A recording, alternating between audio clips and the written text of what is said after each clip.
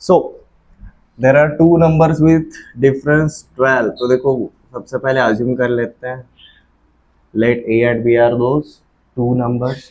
तो देखो आप ए बड़ा है या बी बड़ा है वो अज्यूम करके चल सकते हो भाई। उसमें let A and B are two number such that B is greater than A छोटा है और बी बड़ा है, ऐसे अज्यूम ही करके चलो। ठीक है, आप उल्टा करना चाहते हो तो भी चल जाएगा। अगर बी और ए के बीच का डिफरेंस 12 है तो हम क्या लिखेंगे, b minus a is equal to 12। ये क्लियर है, ये फॉर श्योर शॉर्ट। अदरवाइज अगर ये अज्यूम नहीं करते तो हम क्या लिखते हैं, mod of b minus a is equal to 12। अगर ए बड़ा रहता और बी छोटा रहता तो नेगेटिव 12 आता है। मॉड लगाने के बाद वो अल्टीमेटली पॉजिटिव 12 हो जाता है। तो ये अज्यूम करने का फायदा ये हो गया। सब्जेक्टिवली जब आप सॉल्व कर रहे हो ये रीजन अगर लिखते हो तो ये इक्वेशन वैलिड रहेगा। अगर आप ये रीजन नहीं लिखते हो, लेट जैसे आपने ये रीजन नहीं लिखा, आपका ये इक्वेशन गलत है। ये इक्वेशन आपका गलत हो जाएगा। इक्वेशन बराबर कब बनेगा, जब आप इसको मॉड डालोगे तब। ये क्लियर है।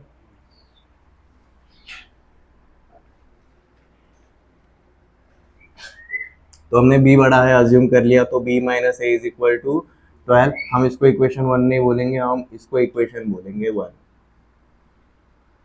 a प्लस 12 या फिर 12 प्लस है, आप कुछ भी लिख सकते हैं। ये क्लियर है। Next, there are exceeds gm by 2। हमारा ऑलरेडी प्रॉपर्टी क्या है भाई, अगर हमारे कोई भी ए एंड बी नंबर्स रहेंगे, उन दोनों का अगर एक सिंगल अरिथमेटिक मीन है, सिंगल ज्योमेट्रिक मीन है, तो उनके बीच में रिलेशन ऐसा है, ए का लोएस्ट वैल्यू जी के बराबर रहेगा। ये क्लियर है। तो अगर हमने ए एंड बी अज्यूम करे हैं तो उनका सिंगल अरिथमेटिक मीन क्या रहेगा, A plus B by two, and उनका सिंगल ज्योमेट्रिक मीन क्या रहेगा, रूट ओवर ए बी रहेगा। Arithmetic mean exceeds geometric mean by 2, इसका मतलब a is equal to G plus 2 हो जाएगा, या फिर a minus 2 is equal to G हो जाएगा। डजेंट मैटर, हमें सब कुछ एक साइड पर लेकर आना है। राइट हैंड साइड पे हम जीरो बना देंगे। तो देखो क्या हो जाता है, a minus G minus 2 is equal to zero. A का वैल्यू डाल दो, जी का वैल्यू डाल दो, क्या हो जाता है, ये a plus B by two minus root over A b minus 2 is equal to zero. Equation 1 को अब यहाँ पर यूज करेंगे। d को हम क्या लिखेंगे, अब a प्लस 12 लिखेंगे। So from equation 1, a plus 12 upon 2 minus root over a into a plus 12 minus 2 is equal to 0। Subjective exams के लिए ऐसे लिखने की आदत डाल लो। प्रैक्टिस यही पे करना है, इसी पे करना है। शॉर्ट ट्रिक्स के चक्कर में मत पड़ो। There is no such thing as a short trick, because short trick की वजह से क्या होता है, आपका भले क्वेश्चन इजीली सॉल्व हो रहा है, but short tricks always comes under certain conditions, और वो कंडीशंस को अगर आप अंडरस्टैंड करने में अगर मार खा गए तो गलत जगह पर पहुंच जाओगे। ये क्लियर है। और शॉर्ट ट्रिक जो भी बनता है वो लॉन्ग कट से ही बनता है, इसलिए पहले ये वाले कैलकुलेशन के ऊपर फोकस करो। अब हम रूट हटाना चाहते हैं, ठीक है, ऐसे ही नहीं करेंगे। जो रूट वाला पार्ट है उसको पहले एक साइड पर समझ में आ रहा है, उसको कुच्चे में लेने का काम निपटा नहीं, क्योंकि अगर उसको इधर स्क्वायर करोगे तो ये क्या बन जाएगा, ये a plus B plus c का whole square, and it will complicate, we don't want that. ठीक है, तो अब हम क्या करते हैं, सिंप्लीफाई कर लेते हैं। पहले डिनोमिनेटर का 2 हटा देते हैं, या फिर नहीं करते, क्योंकि देखो ये क्या हो जाता है, ये बन जाता है 2a plus 12 by 2 a plus 6। ठीक है, तो इसको अपन डायरेक्टली क्या लिखते हैं, a प्लस 6। ये माइनस 2 इधर लिख लिया, और ये जो माइनस रूट ओवर है वो उधर जाएगा तो क्या हो जाएगा, प्लस हो जाएगा। तो रूट ओवर a प्लस, ठीक है, चाहे तो आप इसको सिंप्लीफाई कर लो, क्या कर लो, ये मल्टीप्लाई भी कर दो, ये a स्क्वायर प्लस 12a। ये क्लियर है। इसको सिंप्लीफाई करके देखो यहाँ पर क्या बन जाता है, a प्लस 4, यही बचता है। ये क्लियर है। ठीक है, तो इसका simplification a plus 4 is equal to this. अब अपने को यहाँ का जो रूट है वो हटाना है, तो अब हम यहाँ पर क्या करेंगे भाई, स्क्वायरिंग। अब देखो स्क्वायर करना कितना इजी हो जाता है, उधर का सिर्फ रूट हट जाएगा और हमें यहाँ पर सिर्फ a प्लस 4 का होल स्क्वायर करना पड़ेगा। ये क्लियर है?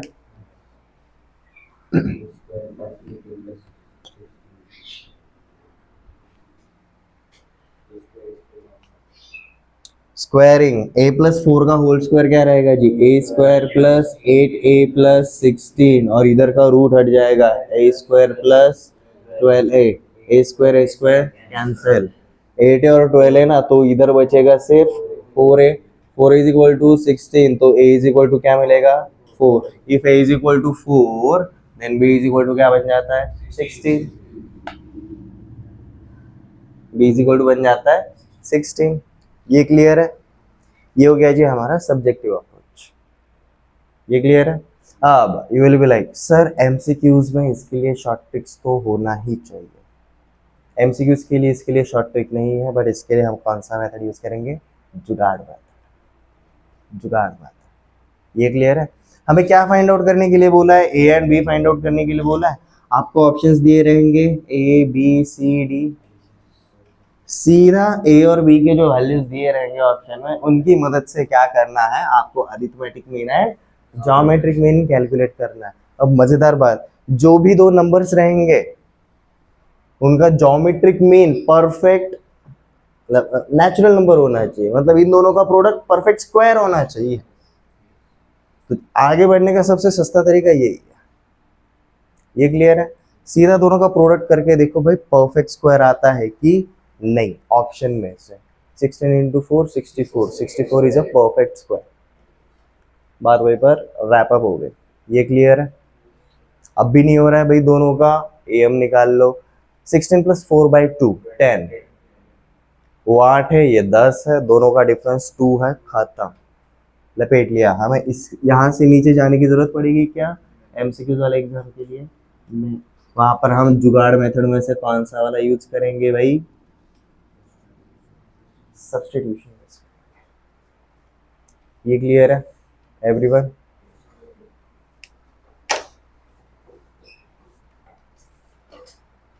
समझ में आ गया? नेक्स्ट वाले पे चले। नेक्स्ट वाला शायद एचपी से रिलेटेड है।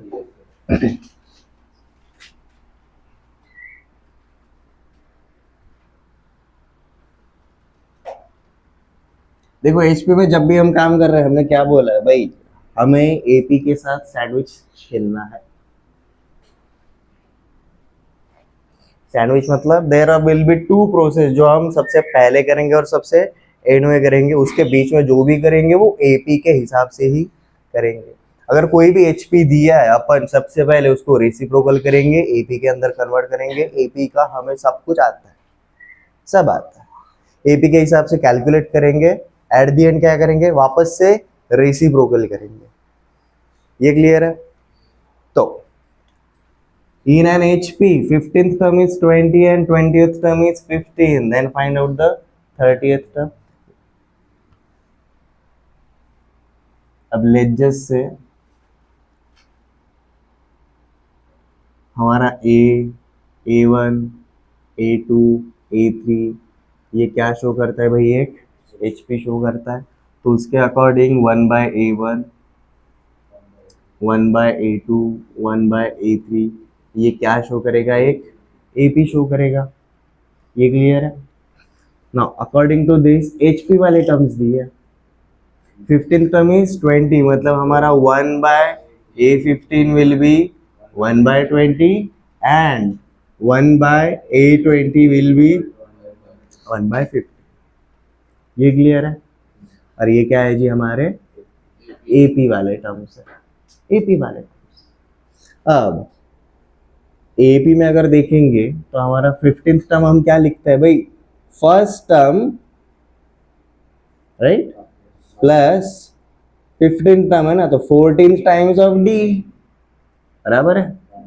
चाहे तो यहाँ पर आप 20th टर्म भी लिख लो जी, first term plus 19 times of D, बराबर है।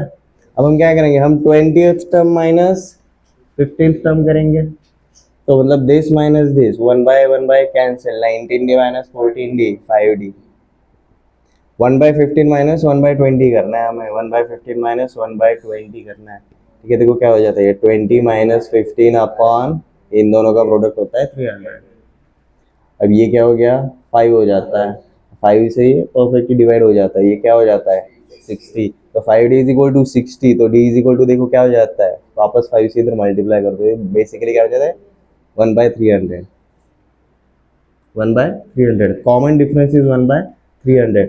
इधर भी एक जगह पर डाल दो वैल्यू, आपको कौन मिल जाएगा फिर, फर्स्ट टर्म मिल जाएगा। क्योंकि देखो ना यहाँ पर क्या है, this is 1/20, 50th term is 20, हमें d का वैल्यू पता है, d इज व्हाट 1/300 है।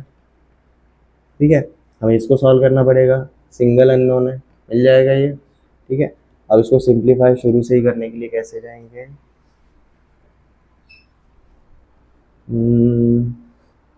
सो 1/a is equal to 1/20 minus 14/300। अब मेरे को यहाँ पर भी बेस 300 चाहिए, तो मैं क्या करूंगा, इधर ऊपर और नीचे 15 से मल्टीप्लाई कर दिया, 15/300 माइनस 14/300 मतलब 1/300। तो 1 इज इक्वल टू 1/300, इसका मतलब a इज इक्वल टू 300 रहेगा। आपको a पता, आपको d पता, आपको कोई भी टर्म आप फाइंड आउट कर सकते हो। अगर ये मेरा 15th टर्म है और ये मेरा 13th टर्म है, तो मेरा 30th टर्म क्या रहेगा, 1/a30 is equal to what, first term plus 29 times of d। अब फर्स्ट टर्म क्या है अपना 300, बट अपन 1/a ले रहे, तो 1/300 प्लस d क्या है अपना 1/300, तो मतलब ये 29/300, एडिशन क्या होता है 30/300, 0 0 कैंसिल, ये 1/10, तो मतलब हमें क्या मिला 1/a30 इज इक्वल टू 1/12, इसका मतलब 30th टर्म क्या रहेगा 10 रहेगा। ये क्लियर है।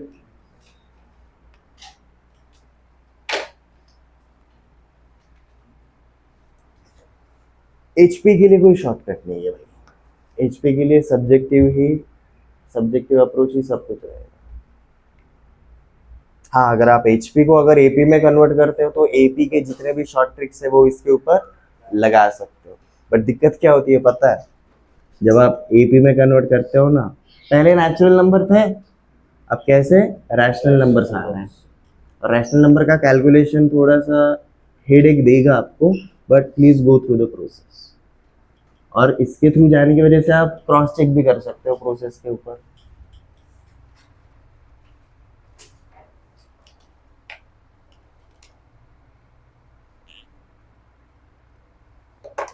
ओके, नोट डाउन होने के बाद बताना, हम अगले वाले कंसेप्ट के ऊपर जा रहे हैं। हमने हार्मोनिक प्रोग्रेशन शुरू किया था।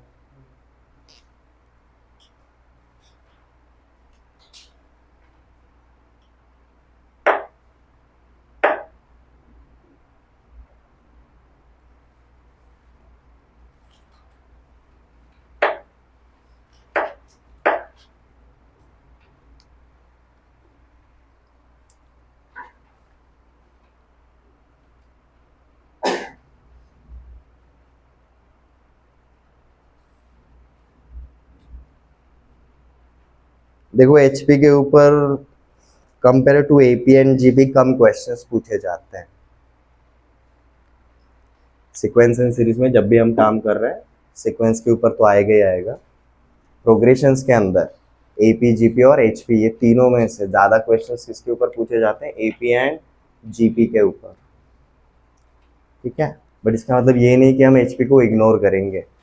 एचपी के लिए बस ये चीज़ याद रखनी है, रेसिप्रोकल, एपी के अंदर कन्वर्जन, एपी के हिसाब से सॉल्यूशन, वापस से एचपी में कन्वर्जन।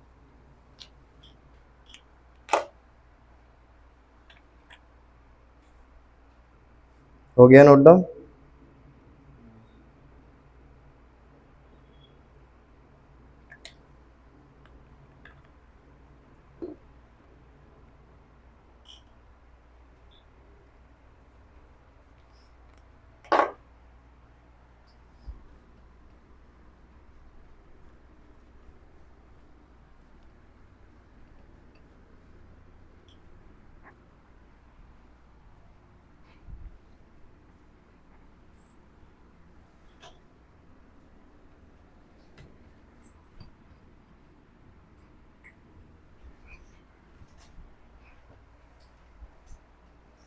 हमने हार्मोनिक प्रोग्रेशन शुरू किया था।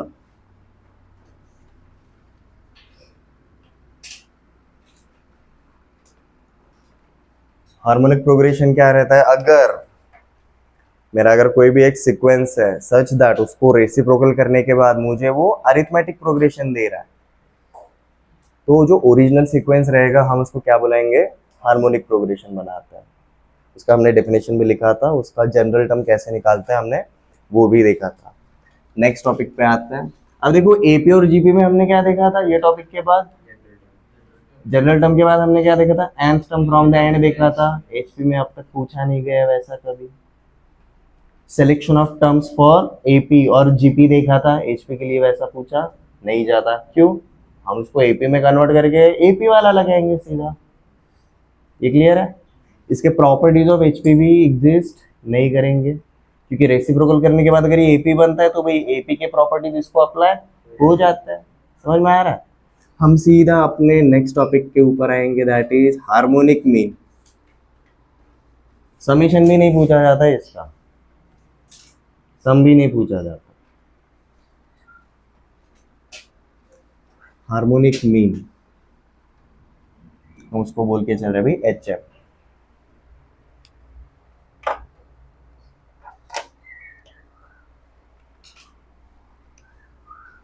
जैसे एम और जीएम के लिए लिखा था same, let small A and small v are two given terms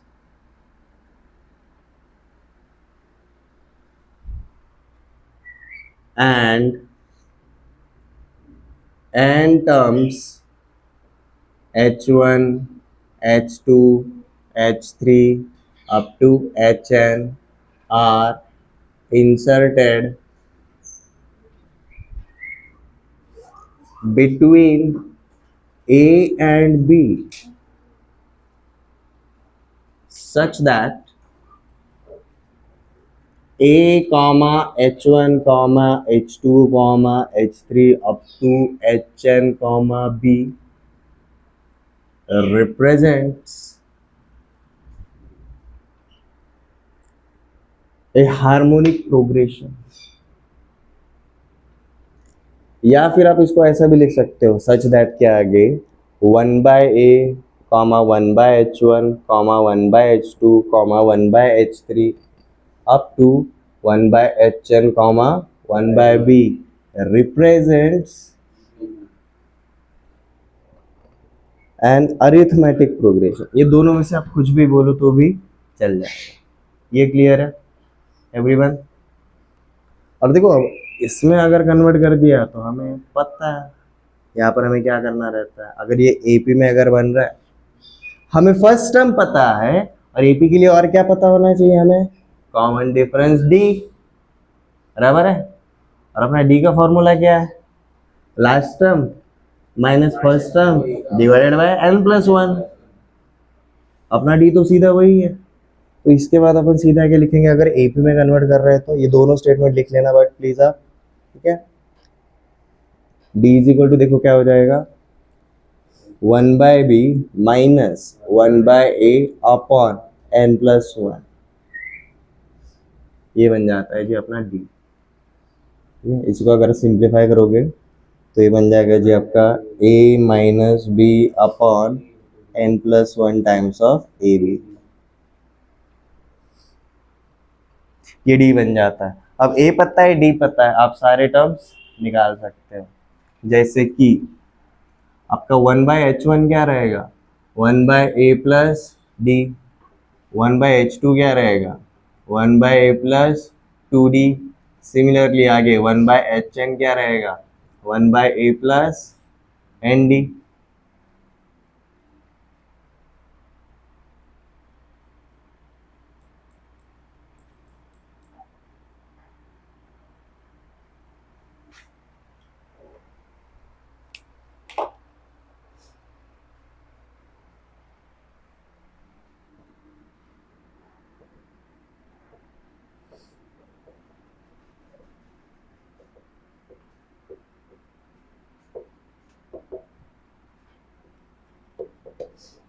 single harmonic mean between A and B. चलो मल्टीपल निकालने तो भाई समझ में आ गया, मल्टीपल निकालने तो हम एच पी को क्या कर देंगे, रेसिप्रोकल करके ए पी में कन्वर्ट करेंगे, डी निकाल लेंगे, ए प्लस डी, ए प्लस टू डी, ए प्लस एन डी करके सारे के सारे टर्म्स निकाल सकते हैं, ठीक है।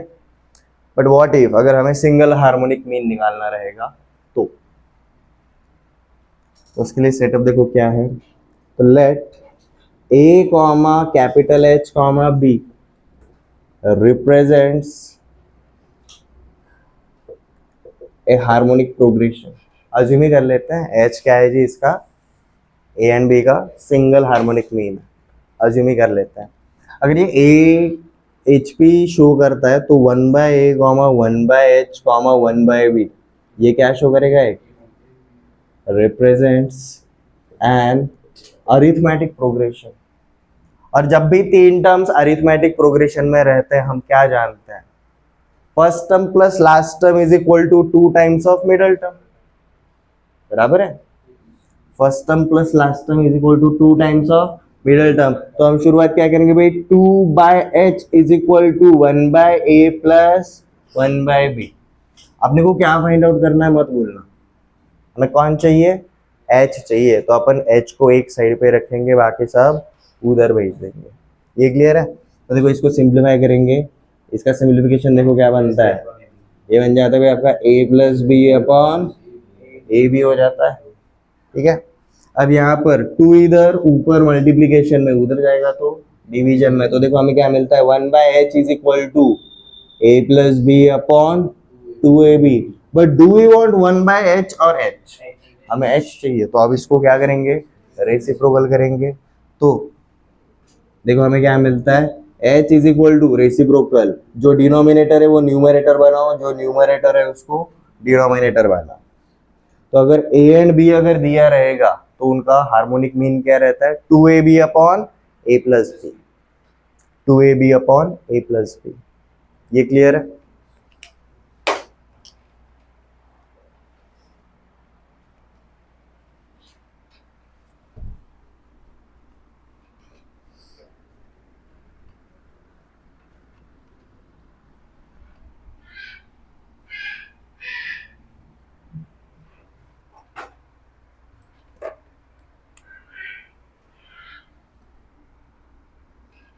Insert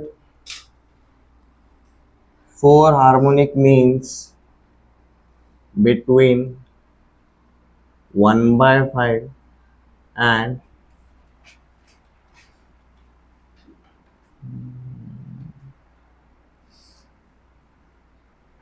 1/30।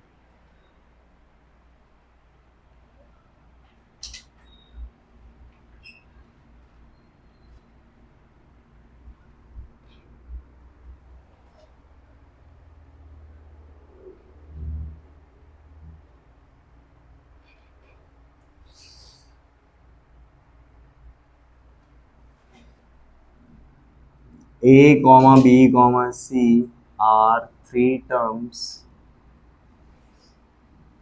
in geometric progression.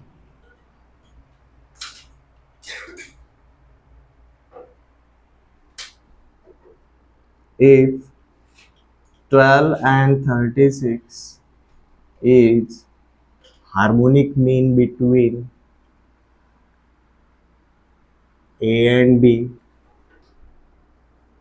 and B and C respectively,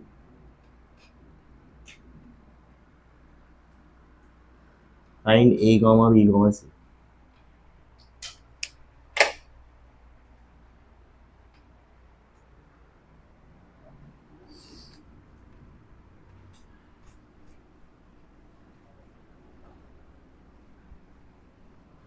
पहला वाला क्वेश्चन,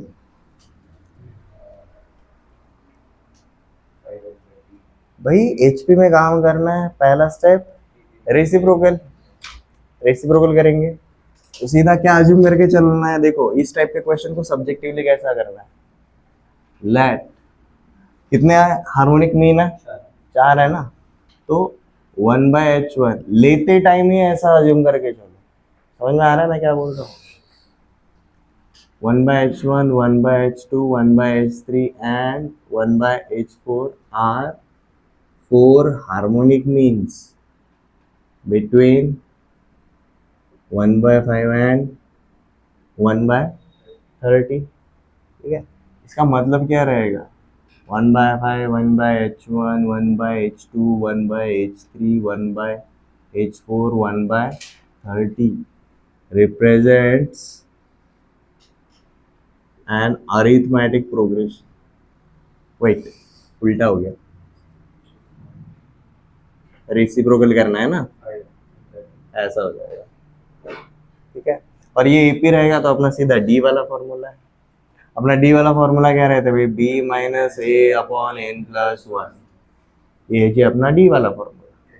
ठीक है, तो डी वाला फॉर्मूला सीधा अप्लाई कर दो, देखो क्या मिल जाता है। 30 - 5 अपॉन 5, ये बन जाता है जी अपना 5, डी इज इक्वल टू 5। तो मतलब फर्स्ट टर्म के अंदर 5 ऐड करेंगे, पहला टर्म 5 ऐड करेंगे, दूसरा टर्म 5 ऐड करेंगे, तीसरा टर्म। तो देखो हमें टर्म्स क्या मिलते हैं? 5 पहला है, next is 10, next is 15, next is 20, next is 25, next is 30। अब ये जो भी है वो क्या शो कर रहा है? एपी। अपने को एपी चाहिए क्या? नहीं, अपने को एचपी चाहिए। तो 1/5, 1/10, 1/15, 1/20, 1/25 एंड 1/30, ये क्या शो करेगा? एक एचपी शो करेगा। अब उसमें से ये और ये टर्म तो अपने गिवन था, मतलब हमारे चार हार्मोनिक में ये रहेंगे। ये क्लियर है?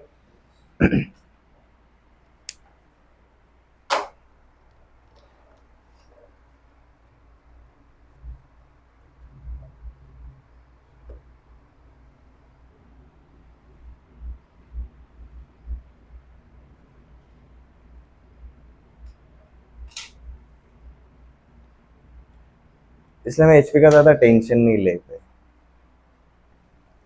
फर्स्ट स्टेप रेसिप्रोकल करना, लास्ट स्टेप भी रेसिप्रोकल करना, बीच में जो भी हो रहा है एपी के हिसाब से हो रहा है। हो गया जी, नोट डाउन।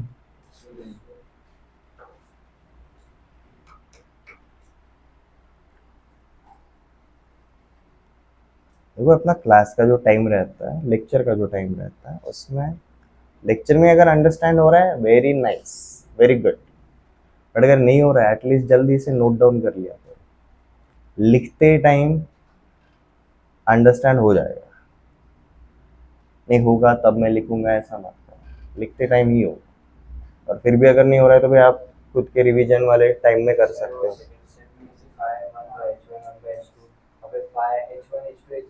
हाँ सॉरी।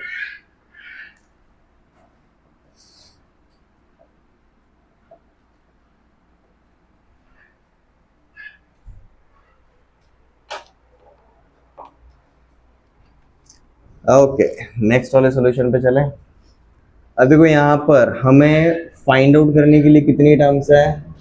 3 टर्म्स है। तो मतलब हमारे पास इक्वेशंस कितने होने चाहिए? 3 होने चाहिए। 3 से कम अगर इक्वेशन रहे ये क्वेश्चन सॉल्व नहीं होने वाला। तो देखो गिवन डेटा देखते हैं, A B C are 3 terms in GP, यहाँ पर पहला इक्वेशन बन जाता है। अगर A B C 3 terms in GP रहेंगे तो भाई B square is equal to A C रहेगा। This is our first equation. Next 12 and 36 are harmonic means between AB and BC। तो भाई AB का सिंगल हार्मोनिक मीन हम जानते हैं, तो लेट जस्ट से हम क्या अज्यूम करके चलते हैं भाई, ये H1 एंड H2 ये है वो हार्मोनिक मीन। अब ये H1 हार्मोनिक मीन किसका है? बीच का है, A एंड B के अंदर का है। तो हम सीधा क्या लिख सकते हैं? H1 is equal to 2 times of AB upon A plus B। ये बन जाता है अपना equation number 2। And 36 is harmonic mean between B and C. तो H2 क्या बन जाता है? ये H1 मतलब अपना क्या है जी 12 है, और ये H2 मतलब क्या है जी हमारा 36 है। This is equal to 2BC divided by A plus C. 3 equation है, 3 है। अब हम इनको सॉल्व करेंगे। ये क्लियर है जी? चलो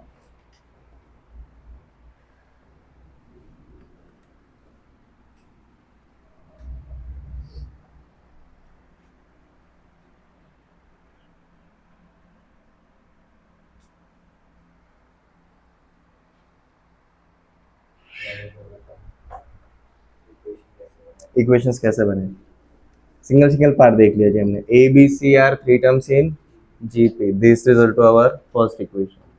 12 and 36 are harmonic mean between A B and B C. तो भाई 12 हार्मोनिक मीन किसका है, ए एंड बी का है। और अभी हमने एक कंसेप्ट किया single harmonic mean between two numbers. तो ए एंड बी का जो बीच का हार्मोनिक मीन रहेगा वो क्या रहेगा, two times of A B upon A plus B is equal to 12। 36 is harmonic mean between B and C. So 2 times of BC upon B plus C is equal to 36. ये clear है।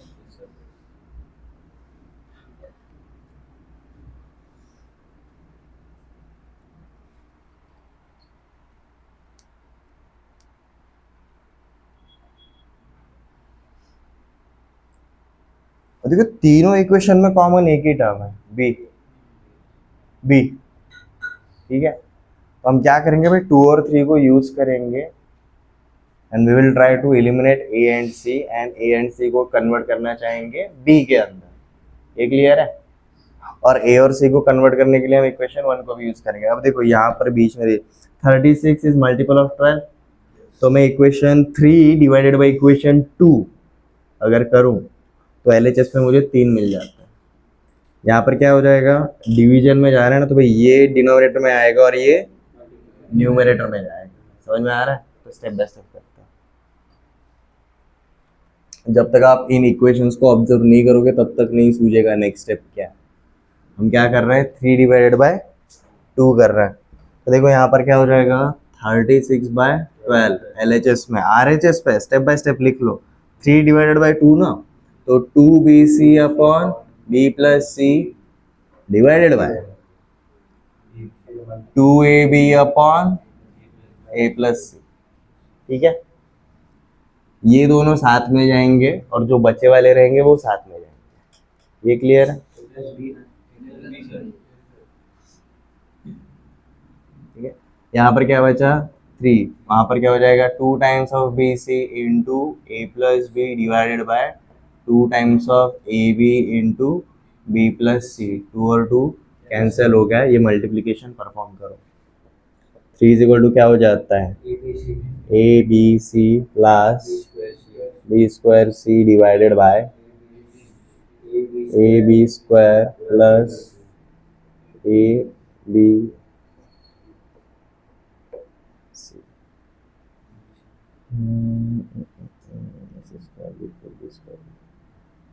अब अपना a into सी क्या रहता है, B square from equation 1।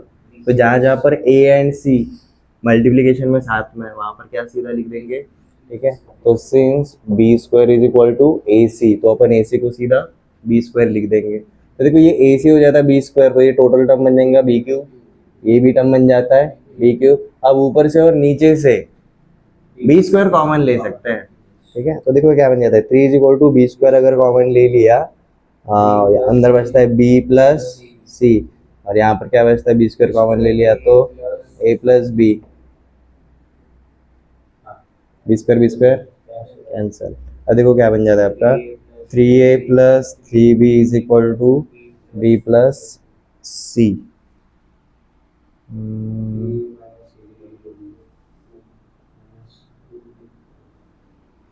Is equal to C. अब यहाँ पर c से मल्टीप्लाई करें d से डिवाइड,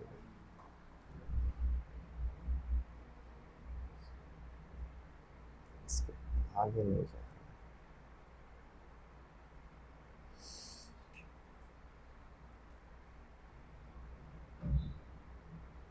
फ्रैक्शन परफॉर्म करेंगे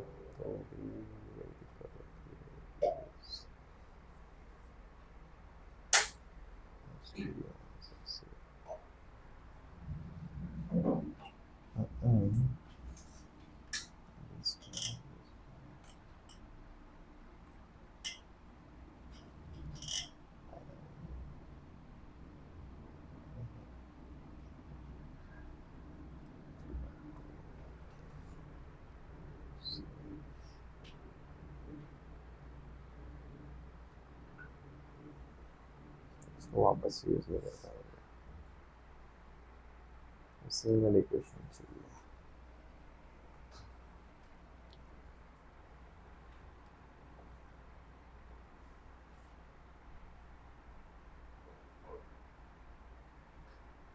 व्हाट इफ इनके डिवीजन की जगह पर अगर हम सब्ट्रैक्शन यूज करेंगे तो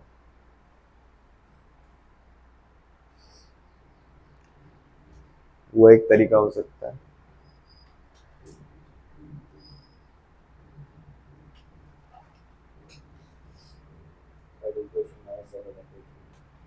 हम्म, क्योंकि इसके आगे तो सॉल्व नहीं होगा। सॉरी, 3a+2 भी है। हमें यहाँ पर डेड एंड मिल रहा है, पर ये जो हमने निकाला है उसको नोट डाउन करके रखते हैं।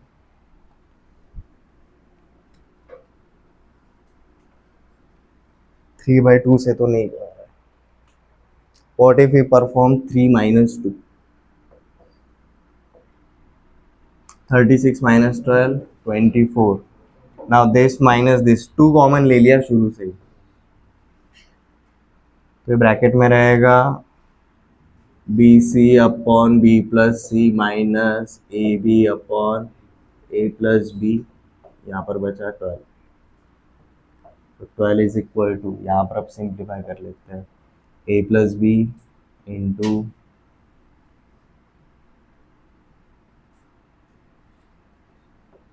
Minus AB into B+C upon plus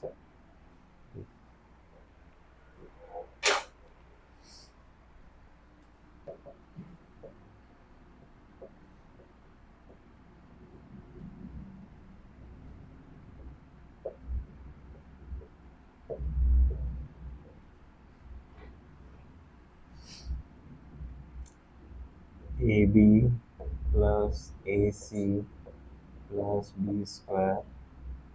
plus AC, नहीं, BC।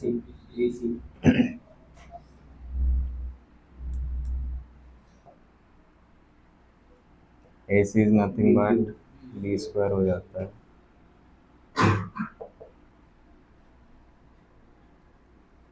ऊपर से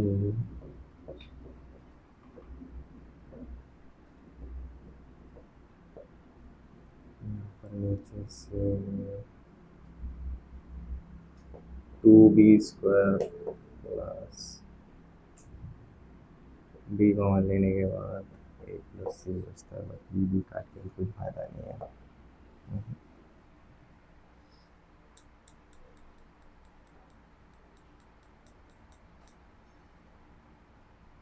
ये लीनियर इक्वेशन तो आएगा ही आएगा। So 24B plus 12A plus 12C is equal to C minus A.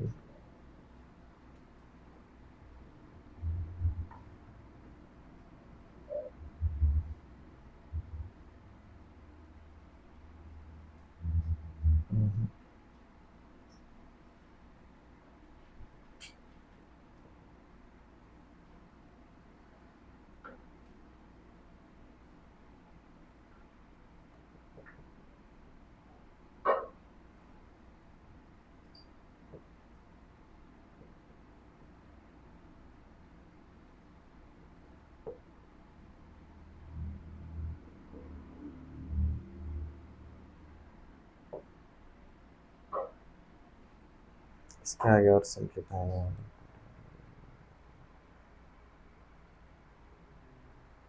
B और C का रिलेशन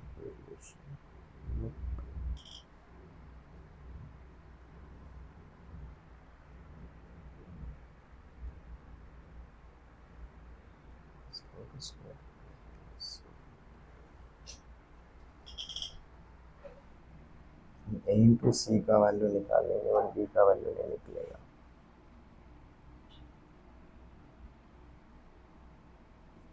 यहाँ पर क्या हम नो एलिमिनेट नहीं कर पाएंगे। माइनस -22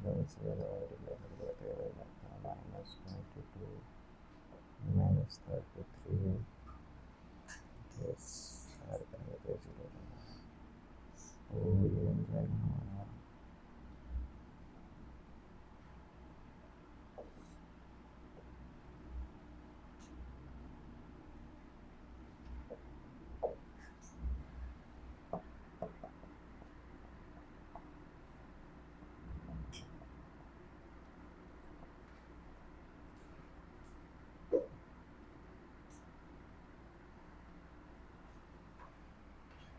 होगा नहीं ये।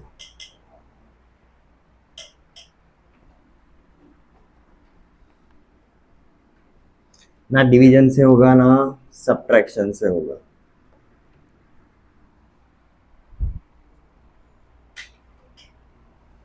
अब मल्टीप्लिकेशन से हो सकता है।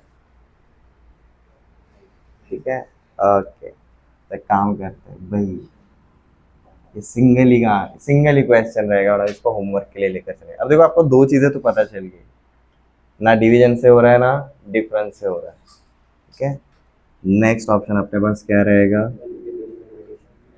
एडिशन की तरफ मत जाओ, सीधा प्रोडक्ट के लिए जाओ, सीधा प्रोडक्ट के लिए जाता देखो।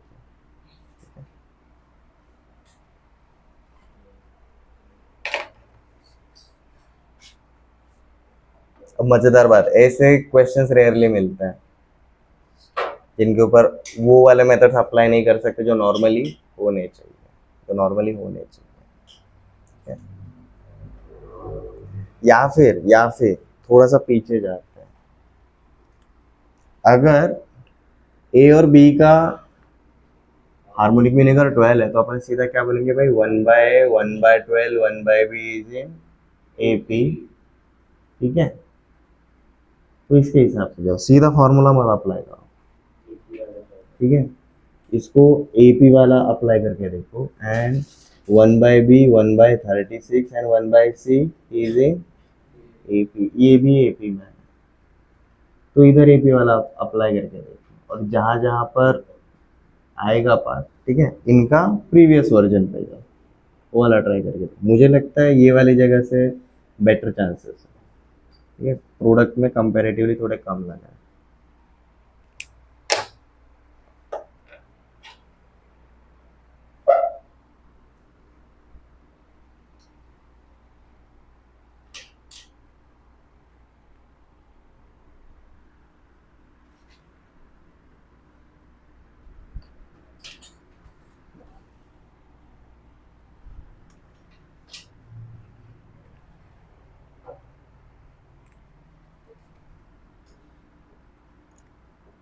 A person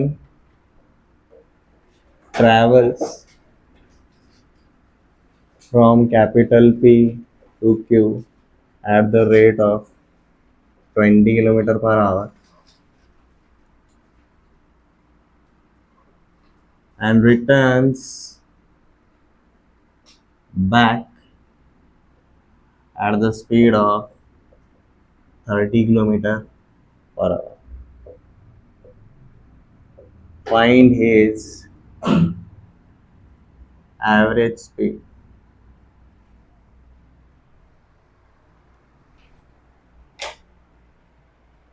हमें उसका एवरेज स्पीड निकालना है। अब जब भी हम एवरेज की बात कर रहे हैं, दिमाग के अंदर क्या क्लिक होता है, अरिथमेटिक मीन, अरिथमेटिक मीन होता है। विल बी लाइक सर 20 + 30 50/2 25, तो उसका एवरेज स्पीड क्या रहेगा 25। एक गलत है, यहाँ पर अरिथमेटिक मीन नहीं आएगा इन दोनों का, यहाँ पर हार्मोनिक मीन आएगा दोनों का। रीजन क्या है वो भी बताता हूँ। हम अरिथमेटिक मीन तब यूज करते हैं जब जो क्वांटिटीज है दोज आर कंटेंट या फिर effect by how many dimensions, 1 dimension. ये समझ में आ रहा है, ये समझ में आ रहा है। अगर मेरे पास 20 कुछ फ्रूट्स है, एक बॉक्स है और दूसरे बॉक्स में 30 है, मुझे वो बांटना है, तो या फिर उनका अरिथमेटिक मीन क्या रहेगा। अब वो सिर्फ क्वांटिटी है ना, वो सिर्फ क्वांटिटी, और क्वांटिटी मतलब सिंगल डायमेंशन, सिर्फ काउंट में है वो। बट अब देखो ये जो क्वांटिटीज है, यहाँ पर देखो क्या हो रहा है, kilometre per hour, kilometre length, hour time, 2 dimensions involve हो रहे हैं। चेंज सिर्फ एक डायमेंशन में हो रहा है क्या, नहीं, दूसरे में भी हो रहा है अगर पहले में हो रहा है तो। ठीक है, अब कैसे, जैसे कि देखो आपका जो अरिथमेटिक मीन निकालने का लॉजिक है वो सही लगता है, बट 2 डायमेंशंस के ऊपर इफेक्ट पड़ रहा है। लेट जैसे पी एंड क्यू के बीच का कुछ तो एक डिस्टेंस है, अज्यूम करके चलो, तो हम क्या करते हैं 20 और 30 का एलसीएम ही उठाते हैं। लेट भाई पी एंड क्यू के बीच का डिस्टेंस कितना है, 60 किलोमीटर। ठीक है, अब जाते टाइम वो कितने स्पीड से जा रहा है, 20 की स्पीड से, तो उसको जाने के लिए कितना टाइम लगेगा, 3 आवर्स।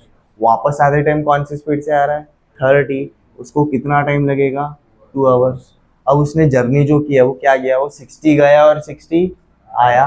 तो जो अगर हम एवरेज स्पीड बोलेंगे तो क्या रहेगा भाई, मेरा total distance divide by total time रहेगा।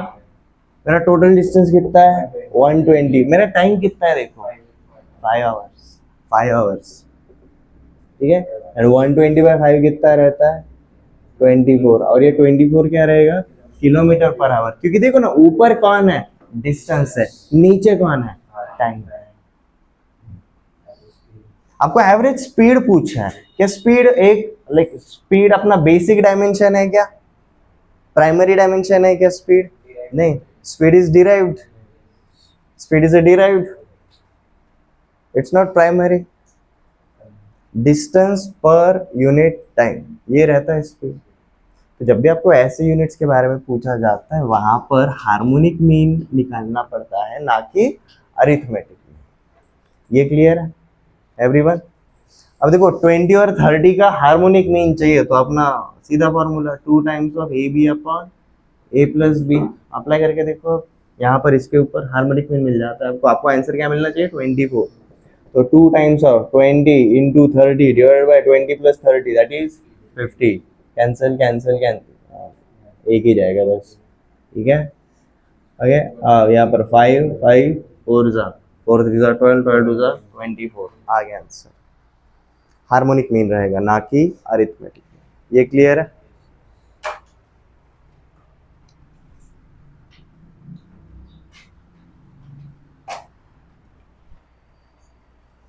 अब देखो हमने जब भी अरिथमेटिक मीन देखा, हार्मोनिक मीन देखा या फिर ज्योमेट्रिक मीन देखा, हमने दो टर्म्स के बीच का देखा था, बराबर है, ए एंड बी।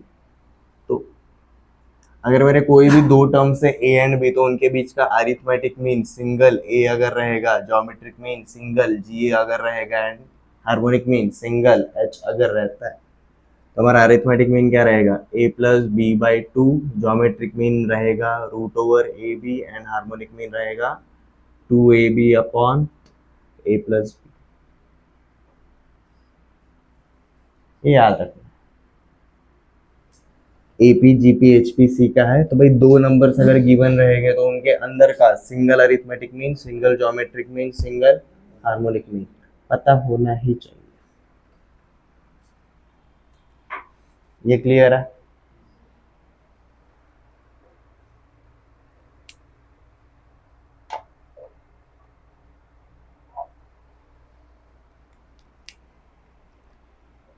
अब ये रहता है कि सर दो नंबर्स के बीच का हम तो निकाल लेंगे, बट व्हाट इफ दो से ज्यादा नंबर्स के बीच का आपको ये निकालने के लिए अगर बोला रहेगा, ठीक है। ये जेडब्ल्यू लेवल का रिक्वायरमेंट है, वैसे तो बाय द वे बता दूं एनडीए में अब तक तो कभी पूछा नहीं गया, but we must know the pattern. Two numbers के बीच का बच्चों वाला खेल है। What if they ask about three numbers, they ask about four numbers, find the single arithmetic mean between 3 digits या फिर 4 डिजिट्स या फिर 5 नंबर्स, कैसे निकालोगे, ठीक है। तो उसके लिए देखो पैटर्न एक बार ऑब्जर्व करो, ये सीधा टेबल बना लो एक,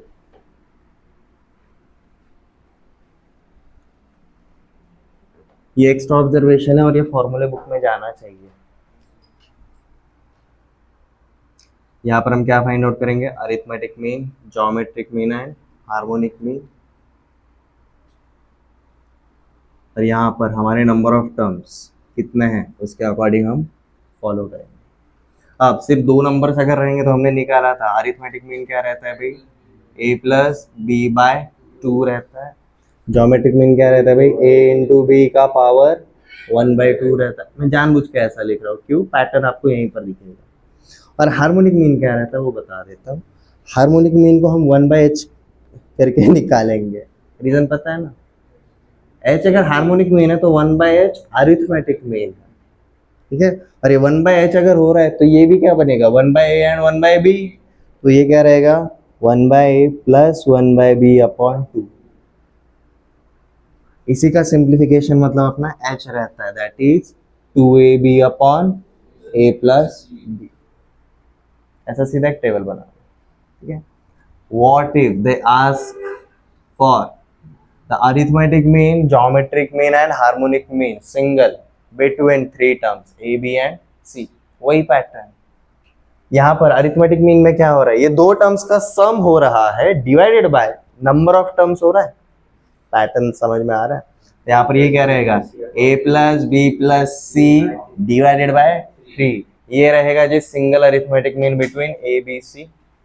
नेक्स्ट यहाँ पर क्या हो रहा है, ज्योमेट्रिक मीन में ये दो नंबर्स का प्रोडक्ट हो रहा है और पावर में 1 अपॉन इनका काउंट, इधर डिवाइडेड बाय 2 है, इधर पावर 1 डिवाइडेड बाय 2 है। ठीक है, तो यहाँ पर क्या हो जाएगा, a इंटू बी इंटू सी का पावर 1/3, ये क्लियर है। और यहाँ पर क्या हो रहा था, a और b का रेसिप्रोकल का addition divided by number of terms, और वो क्या था अपना 1/h था। 1/h का वैल्यू लिखो पहले, ये क्या रहेगा मेरा 1/a plus 1/b plus 1/c divided by 3, ये रहेगा जी मेरा 1/h। और इसको जब आप सिंप्लीफाई करोगे तो देखो ये क्या बन जाता है, 3abc divided by ab plus bc plus ac।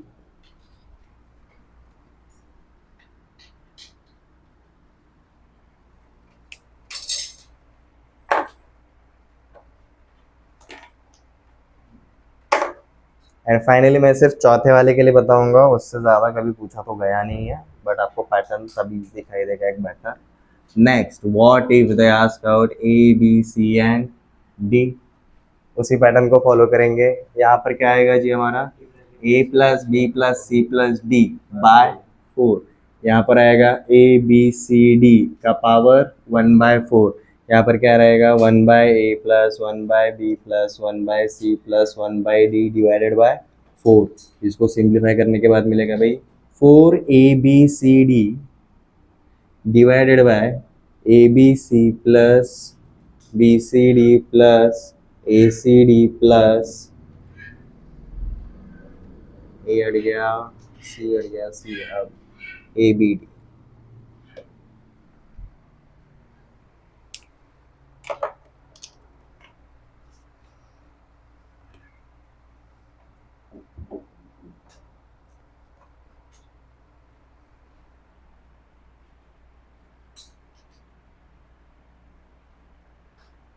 ये क्लियर है एवरीवन?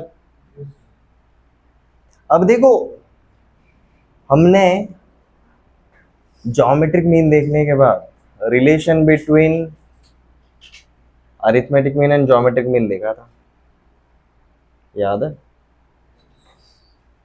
हमने इन दोनों को यूज किया था एक इक्वेशन बनाने के लिए, X square minus 2ax plus G square is equal to 0। इसके रूट्स क्या रहेंगे, a एंड b रहेंगे। रिकॉल कर लो, लिखता हूँ क्या लिखा था।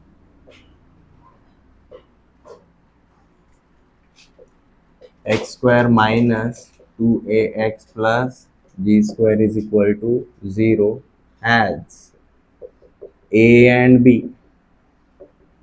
as its roots। अगर a एंड b का अरिथमेटिक मीन कैपिटल A है और ज्योमेट्रिक मीन कैपिटल G है, तो ये जो क्वाड्रेटिक इक्वेशन रहेगा जिसके रूट्स क्या रहेंगे, a एंड b। ये क्लियर है, याद आ रहा है? अब क्वाड्रेटिक के अपने को दो रूट्स मिलते हैं, मतलब हमने a एंड b का काउंट 2 था, इन दोनों को फाइंड आउट करना था, इसलिए अपन ने डिग्री 2 वाला इक्वेशन बनाया। व्हाट इफ इनका काउंट अगर 3 हो रहा है तो डिग्री 3 क्यूबिक इक्वेशन बनाएंगे। तो प्लीज यहाँ पर एक ऑब्जर्वेशन लिख लेना, X cube minus 3ax square plus 3g cube by h minus g cube is equal to 0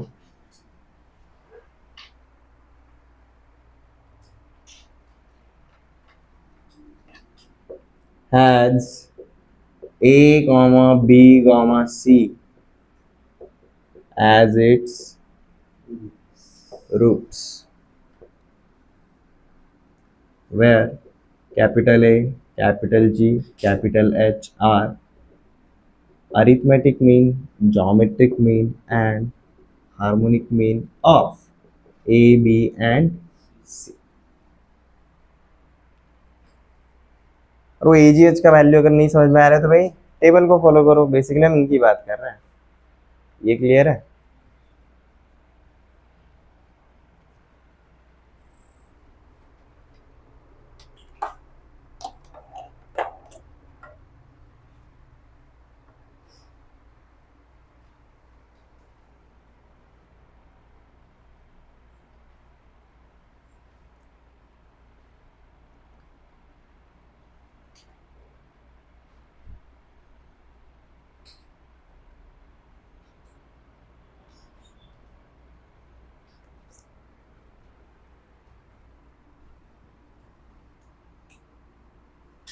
erase कर दूं? टेबल हो गया सबका note down?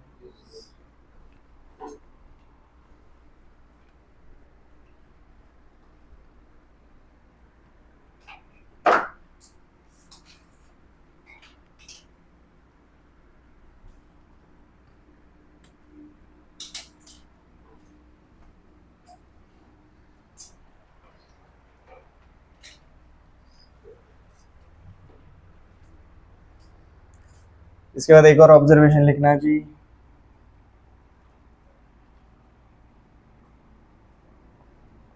A is greater than or equal to G greater than or equal to H.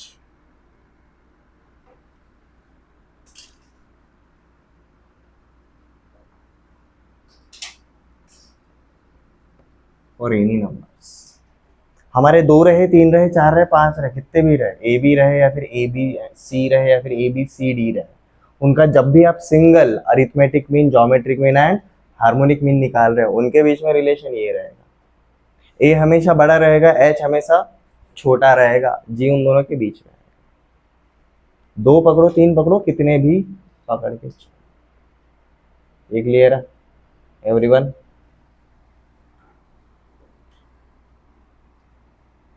And final, अब ये ए G H के बीच में क्या रिलेशन रहता है भाई? G square is equal to A into H, that is capital A, capital G and capital H are always in geometric progression. A G H के बीच में ये एक और अच्छा खासा रिलेशन है। Arithmetic mean, geometric mean and harmonic mean of any numbers are always in GP। वो खुद हमेशा geometric progression में रहेंगे, इसलिए हम क्या बोलते हैं, G square is equal to A H. और टेबल के ऊपर अप्लाई करके देखो प्रैक्टिस के दौर में।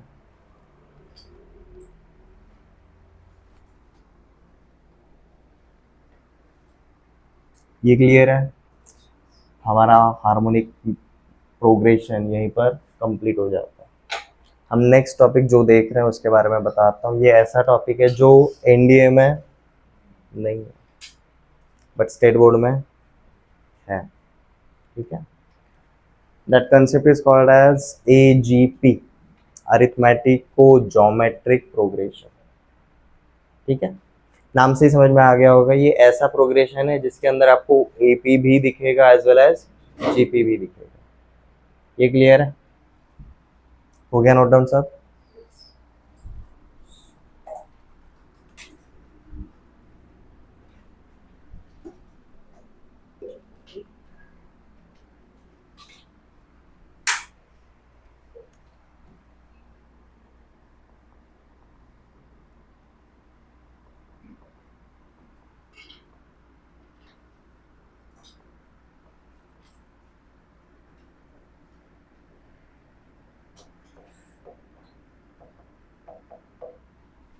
AGP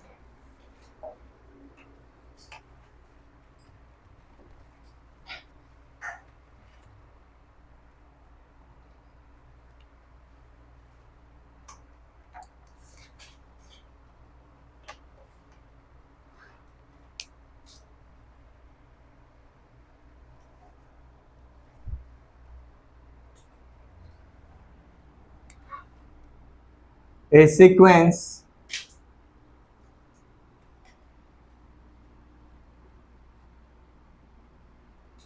in which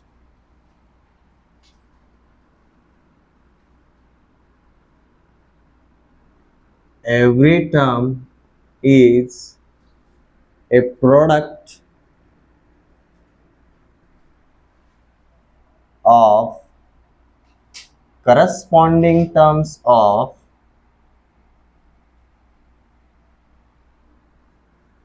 arithmetic progression and geometric progression.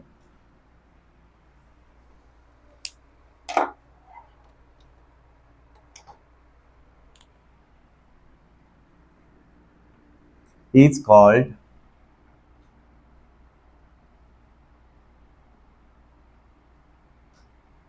arithmetico geometric progression.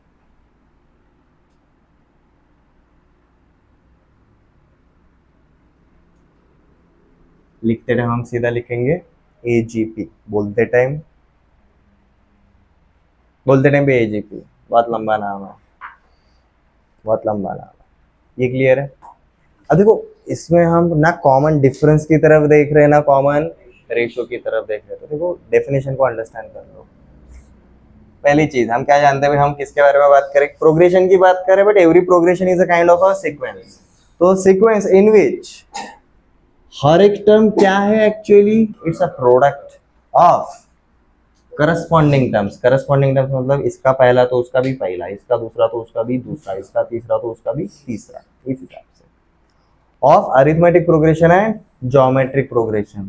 ठीक है, अब इसको पहले अंडरस्टैंड करो, ये लिखने की जरूरत नहीं है, और अंडरस्टैंड कर लो।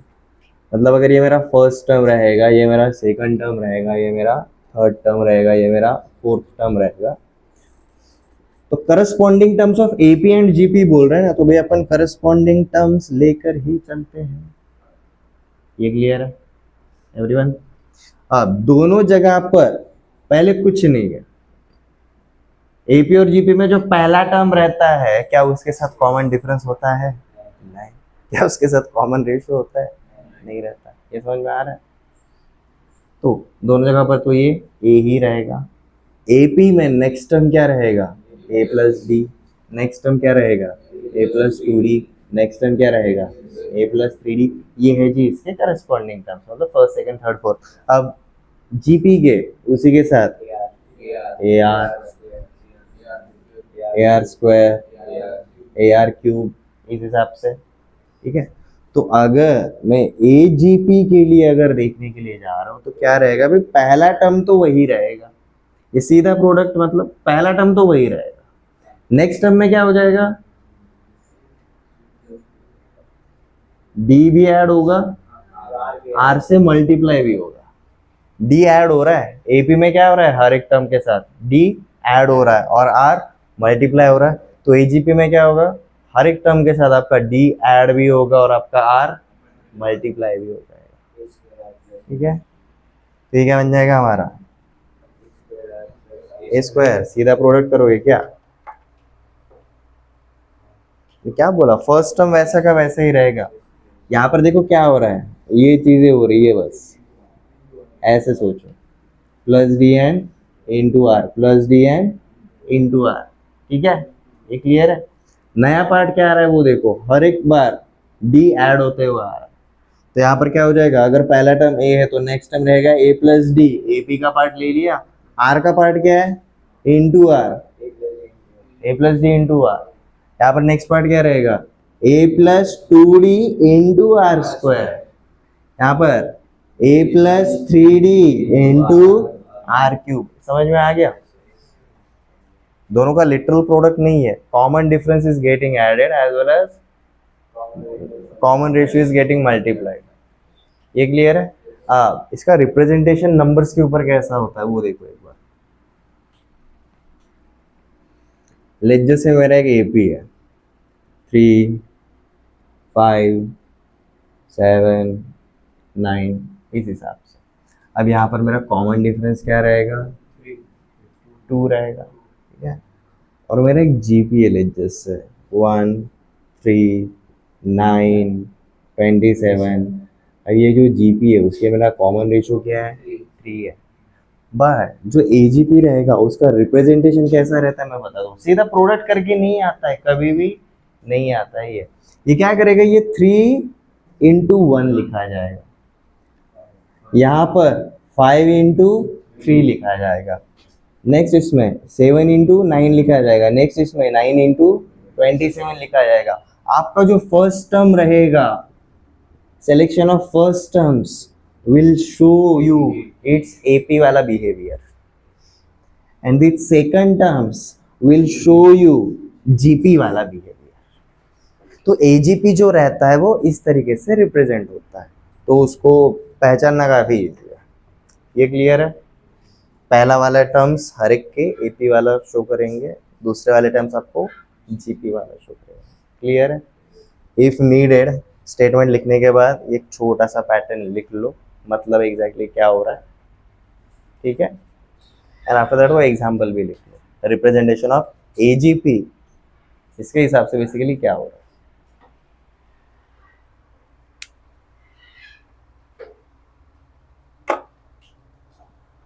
देखो यहीं पर हम इसका ना जनरल टर्म भी निकाल सकते हैं, nth टर्म इसके हिसाब से क्या हो जाएगा, ब्रैकेट के अंदर AP वाला nth टर्म रहेगा और ब्रैकेट के बाहर GP वाला, ये रहेगा जी इसका nth term.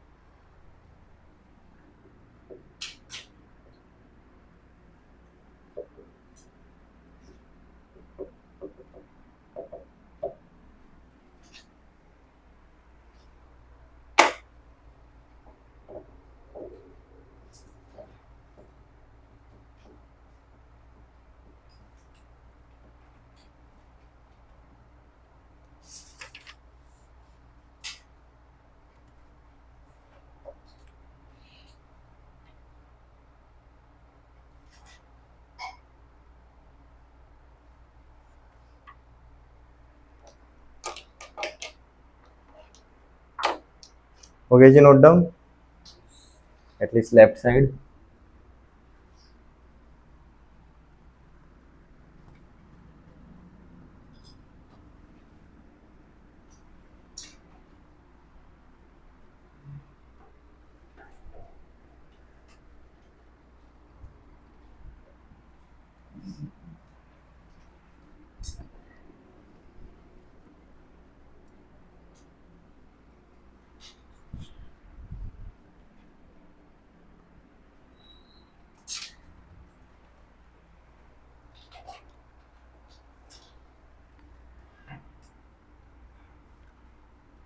Sum of n terms of arithmetico-geometric progression।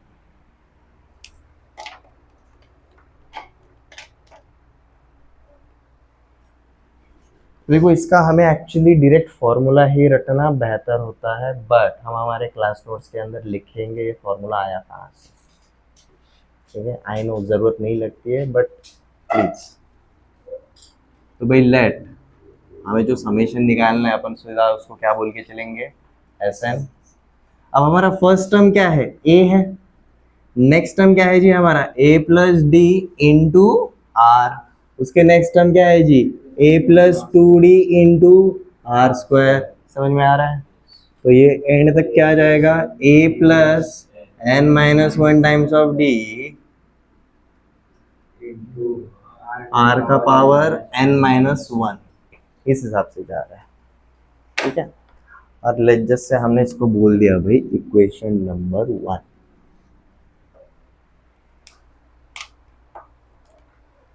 देखो हम इसके एपी वाले पार्ट के साथ छेड़खानी नहीं करेंगे, हम इसके जीपी वाले पार्ट के साथ छेड़खानी करेंगे, ठीक है।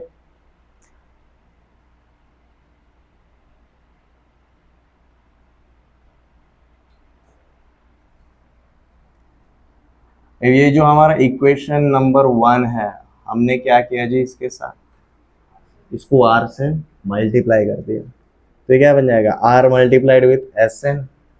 यहाँ पर क्या हो जाता है, देखो अब हर एक के साथ first term becomes AR, next term becomes a plus D times of r square, उसके नेक्स्ट वाला terms becomes a plus 2d times of r cube.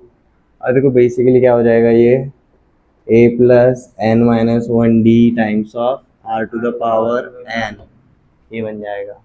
और इसको हम क्या बोलेंगे, इक्वेशन नंबर 2 बोलेंगे। ये क्लियर है?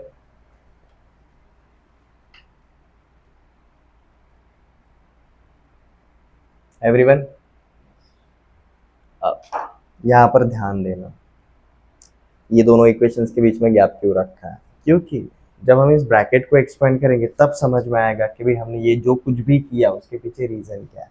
जैसे कि अगर मैं इसको एक्सपेंड करूंगा तो देखो क्या बन जाता है, A are plus D are बराबर, इसके नेक्स्ट वाले को करूंगा तो देखो क्या हो जाता है, A R square plus 2dr square, ऐसे ही आगे चलेगा। यहाँ पर देखो हमारा, यहाँ पर हमारा क्या हो जाएगा, इस ब्रैकेट को जब मैं एक्सपेंड करूंगा तो क्या बन जाता है, A R square plus D R square, यहाँ पर A R cube plus 2d R cube. अब यहाँ पर एक्चुअली अगर मेरा ए प्लस 3d आर क्यूब रहता तो यहाँ पर रहता भी A R cube plus 3d R cube, ये बराबर है। अब देखो क्या हो रहा है, इधर का पहला टर्म इज ए आर, उधर का second term is A R, यहाँ पर ए आर स्क्वायर है, यहाँ पर भी ए आर स्क्वायर है, यहाँ पर ए आर क्यूब है, उधर भी ए आर क्यूब है। मतलब समझ में आ रहा है, कुछ तो कटने वाला है, बराबर है। उसके बाद उसके साथ ही देखो 2dr square dr square, 3dr cube 2dr cube, तो मतलब ऊपर और नीचे पहला वाला सेट सेम आ रहा है और दूसरे वाले सेट का सिर्फ कोएफिशिएंट का डिफरेंस हुआ ना, तो मतलब मैं 1 माइनस 2 अगर करूंगा तो पता चल जाएगा। तो भाई हम क्या कर रहे हैं, परफॉर्मिंग इक्वेशन 1 माइनस इक्वेशन, सीधा ये परफॉर्म करेगा, ठीक है। तो बचता है क्या, उसका पैटर्न देखो कैसे पता चलेगा, ये रहेगा जी हमारा S N minus R times of S N, और आर एच एस पे देखो क्या हो जाता है, दिस माइनस दिस, नो, पहला वाला टर्म पॉजिटिव वैसा का वैसा रहेगा, A R minus A R cancel हो जाएगा, आपका सिर्फ कौन बचेगा, डी आर बचेगा। नेक्स्ट इसमें ए आर स्क्वायर माइनस ए आर स्क्वायर कैंसल हो गया, 2dr square minus D R square, single D R square like 2 minus 1 1, तो क्या बचा, डी आर स्क्वायर प्लस ए आर क्यूब माइनस ए R cube cancel, 3dr cube minus 2dr cube, D R cube,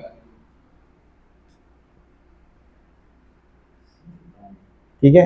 ये समझ में आ गया, ये अब तो देखो कहां तक जाएगा, यहां पर देखो क्या हो जाएगा, इसके पहले वाला टर्म रहेगा A plus N minus 2d R का पावर एन माइनस 1, तो ये बन जाएगा मेरा ए आर का power N minus 1 plus N minus 2 times of D into R का पावर एन माइनस 1, इसका देखो क्या हो जाता है, ए आर का power N minus 1 plus N minus 1 into D into R का power N minus 1, again 1 minus 2, this minus this cancel, n minus 1 dr का power n minus 1, n minus 2 dr का पावर n minus 2, ये बड़ा है इसके compare में और एक का डिफरेंस है, तो क्या बचेगा एंड में, d इंटू आर का पावर n minus 1, ये लास्ट टर्म है।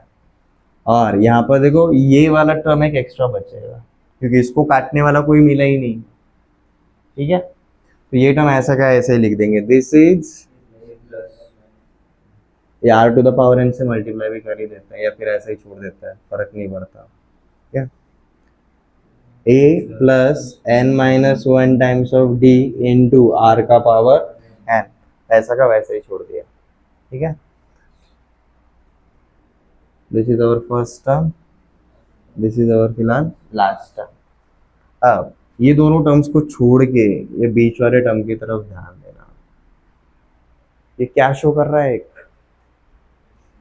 D R square D R cube D R का पावर 4 जीपी शो कर रहा है, ऐसा जीपी जिसका first term is D R and common ratio is are.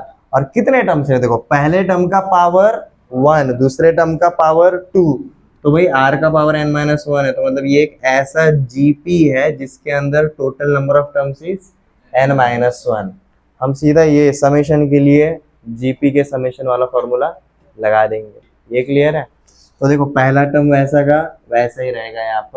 यहाँ पर we have a GP with how many terms, n minus 1 terms. और हम जानते हैं ये इसका फॉर्मूला क्या है जीपी के लिए, हमारा S N is A 1 minus R to the power n upon 1 minus R. बराबर है?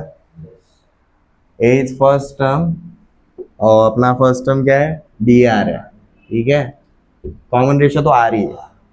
अपने total number of terms n minus 1 है, आपने को ये लिखना पड़ेगा उधर। ये क्लियर है? तो ये कर्ली ब्रैकेट्स के अंदर का समेशन बन जाता है भाई, first term into 1 minus R का power n total count that is n minus 1। आप चाहे तो ये r को अंदर भेजकर n कर सकते हो, योर चॉइस। ठीक है, डिवाइडेड बाय 1 माइनस आर, ये हो गया भाई कर्ली ब्रैकेट का एडिशन। और आगे क्या रहेगा जी हमारा, प्लस प्लस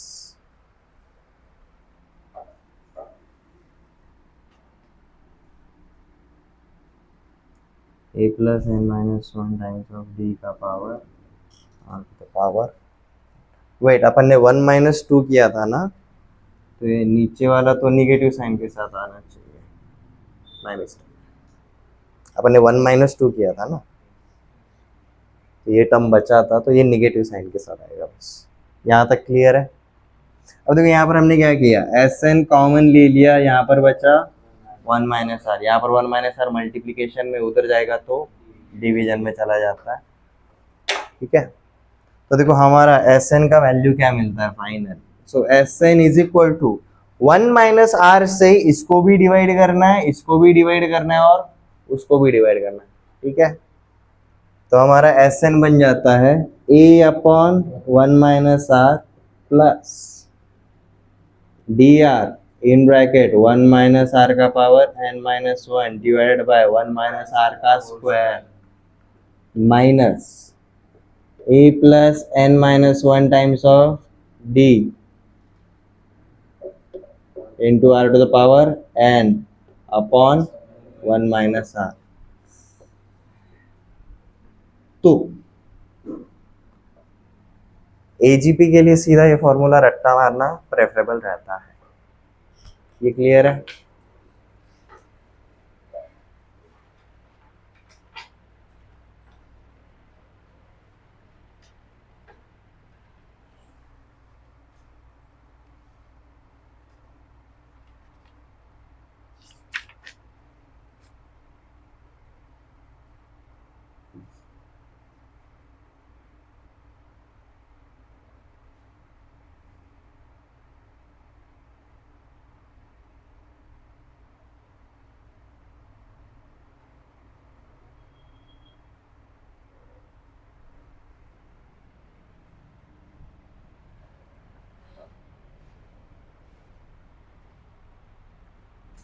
नोट डाउन होने के बाद बता दो, हम इसके ऊपर कुछ क्वेश्चन भी करेंगे।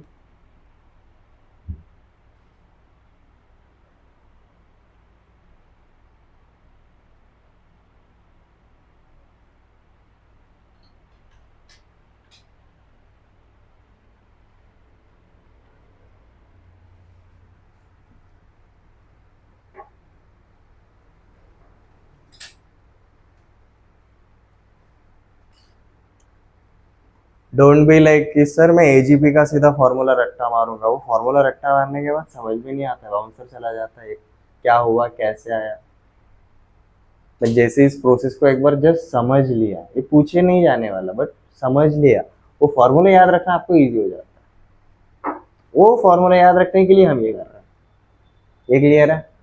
अब यहाँ पर देखो, कॉमन रेशियो फॉर श्योर 1 नहीं होना चाहिए। हर एक का डिनोमिनेटर 1 माइनस आर है। आर अगर 1 रहा, डिनोमिनेटर 0 हो जाएगा, इन्फिनिटी पे जाएगा ये, तो ये डिफाइंड नहीं होगा। यहाँ पर कंपल्शन क्या है, R must be less than one और greater than one, it should not be equal to one. ये क्लियर है? अब ग्रेटर देन वन रहेगा तो भाई एन फाइनाइट होना चाहिए, बट अगर लेस देन वन रहा तो एन इनफाइनाइट भी जा सकता है। ठीक है, तो यहाँ पर अगर नोट डाउन कर लिया रहेगा तो एक ऑब्जर्वेशन लिख लेते हैं, छाप लिया।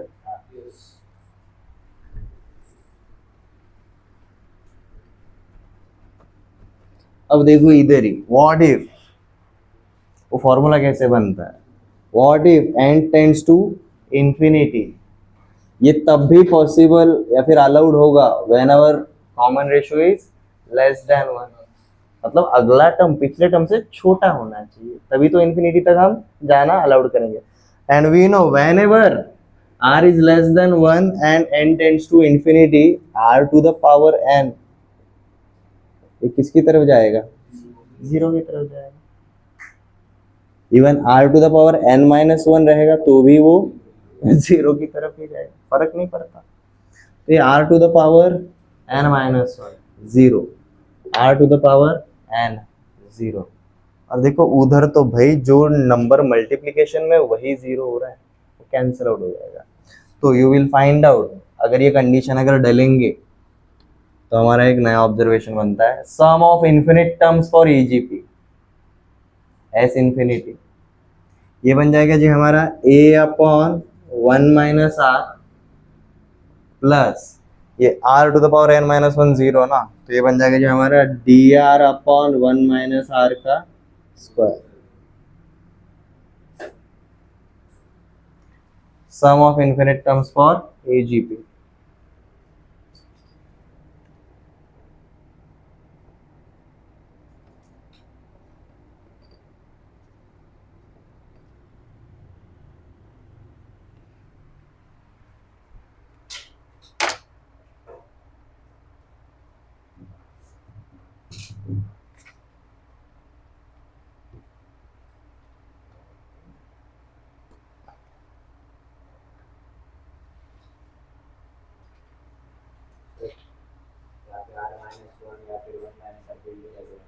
नहीं, वन माइनस आर ही जाना, वन माइनस आर ही जाना,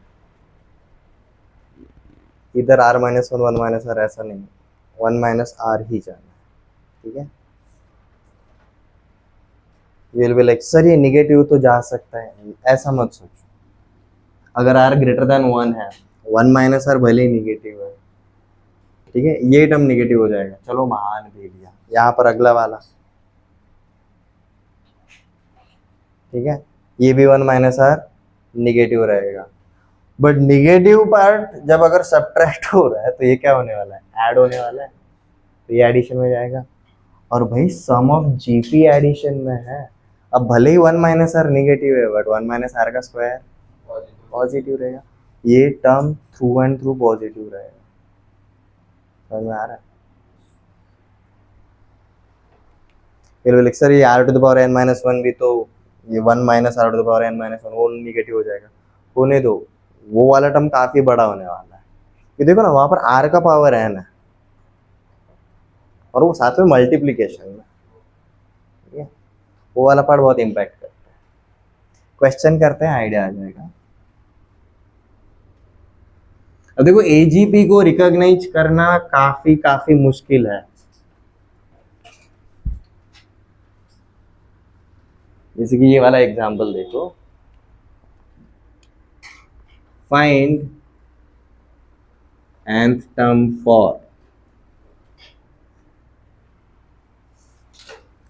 1, 4, 12, 32, 80, 192, ये एक एजीपी है, ठीक है।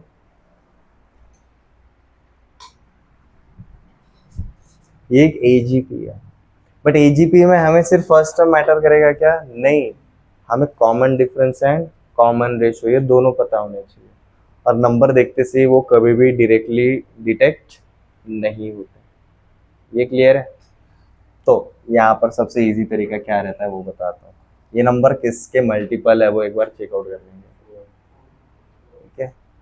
सारे के सारे नंबर यहाँ से आगे 4 के मल्टीपल है, ठीक है, यहाँ से आगे 4 के मल्टीपल है, यहाँ से आगे 8 के मल्टीपल है, तो पता चल भाई कॉमन रेशियो 2 है। समझ में आ रहा है? तो अगर मैं यहाँ से दो अगर कॉमन लेना शुरू करूँ, दिस इज लाइक 1 को मैंने लिखा 1 इंटू टू का पावर 0, इसको मैंने लिखा 2 इंटू टू का पावर 1, इसको लिखा मैंने 3 इंटू टू का पावर 2, इसको लिखा मैंने 4 इंटू टू का पावर 3। समझ में आ रहा है? अब दिखाई दिया? First term is showing an arithmetic progression, second term is showing a geometric progression. ये क्लियर है? तो मतलब मेरा फर्स्ट टर्म 1 है, सेकंड टर्म 2 है, थर्ड टर्म 3 है एपी में, तो nth टर्म क्या रहेगा? n। फर्स्ट टर्म में 2 का पावर 0 है, सेकंड टर्म में 2 का पावर 1 है, थर्ड टर्म में 2 का पावर 2 है, nth टर्म में r का power n minus 1, but r क्या है? 2 है। ये क्लियर है? तो ये अल्टीमेटली अपना क्या बन जाता है भाई? nth term. nth, ठीक है। आपको nth टर्म वाले फॉर्मूले में भी अगर डालना चाहोगे आपको यही मिलेगा, common difference is 1, common ratio is 2।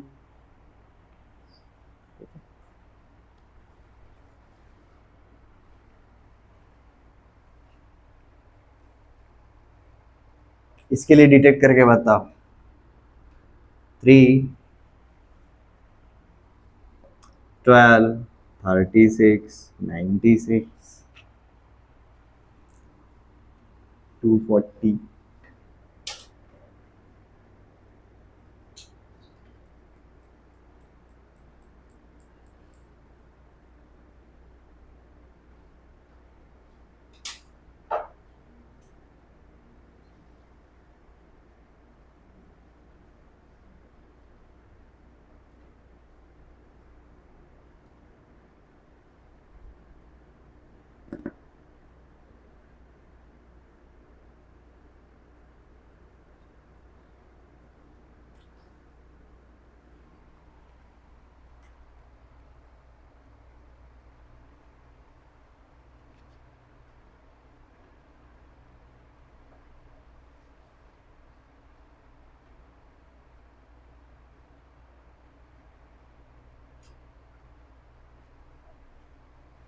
देखते से रिकॉग्नाइज करने में दिक्कत हो रही है, राइट? ऊपर वाले के जैसा नहीं हो रहा है, वो 2 के मल्टीपल्स अपने को यहाँ पर डायरेक्टली मिल नहीं रहे हैं, बट इसको जीपी की तरह आप ऊपर सोचिए। ये फर्स्ट टाइप ऑफ एग्जांपल हुआ, यहाँ पर हमने हमारा कौन सा वाला दिमाग लगाया भाई? जीपी वाले पैटर्न्स। भाई किस किस के मल्टीपल है इस हिसाब से। यहाँ पर एपी वाला पैटर्न आप ढूंढने की ट्राई करो, जैसे कि क्या ये नंबर 5 का मल्टीपल है? क्या ये नंबर 4 का मल्टीपल है? क्या ये नंबर 3 का मल्टीपल है? क्या ये नंबर 2 का मल्टीपल है? समझ में आ रहा है मैं क्या बोला? तो रिकॉग्नाइज करने के लिए क्या करेंगे, इधर 2 से, इधर 3 से, इधर 4 से, इधर 5 से डिवाइड कर दो। तो हम इसको कैसे लिखेंगे? इधर 1 से अगर कर रहे हैं तो भाई this is nothing but 3 into 1। यहाँ पर अगर 2 से डिवाइड कर देंगे तो देखो क्या बन जाता है? 6 इंटू 2। ठीक है, यहाँ पर 3 से डिवाइड मत करो क्योंकि हमें यहाँ पर 3, 6, नेक्स्ट हमें 9 चाहिए, तो अपन यहाँ पर क्या करेंगे? 9 इंटू 4 करेंगे। जीपे के थ्रू जाने का अगर जा रहा है तो भाई पैटर्न दिखाई दे रहा है, पैटर्न दिखाई दे रहा है, बट वो रिकॉग्नाइज करने के लिए हमने इजी वाले फैक्टर्स एपी के थ्रू निकाले। चलो 9 इंटू 4, अब जैसे 3 मिल गए ना आपको पैटर्न पता चल जाएगा। 3, 6, 9, नेक्स्ट क्या रहेगा? 12, 12 इंटू 8, 12 के अगला वाला पार्ट क्या रहेगा? 15, 15 से डिवाइड करिए बन जाता है 15 इंटू 16। तो भाई पता चल गया यहाँ पर common difference is 3 and common ratio is 2। अब हमें क्या चाहिए भाई? इसका nth टर्म चाहिए। हमारा सीधा nth टर्म वाला फॉर्मूला लगा लो, a plus n minus 1 times of d into R का पावर n माइनस 1। तो ये बन जाएगा हमारा first term is 3 plus n minus 1 times of common difference is 3 into common ratio is 2 का पावर n माइनस 1। इसको सिंप्लीफाई करो, 3n -3 plus 3 cancel, तो ये बन जाती है हमारा 3n इंटू 2 का पावर n-1।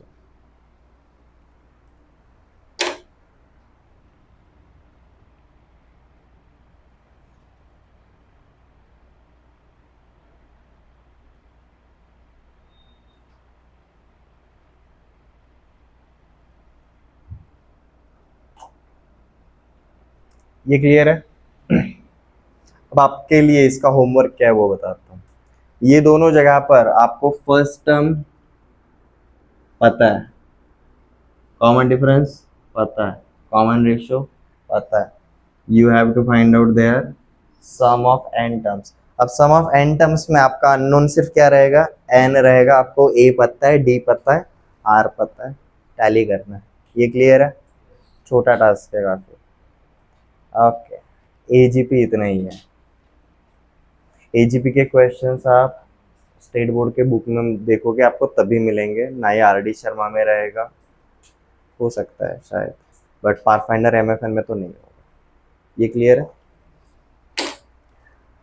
ओके, हमारा सीक्वेंस एंड सीरीज यहीं पर रैप अप हो जाता है। तो आखिरी वाला पार्ट हम इसका क्या बनाएंगे, हेडलाइन फॉर्मेट, क्विकली, काफी छोटा है।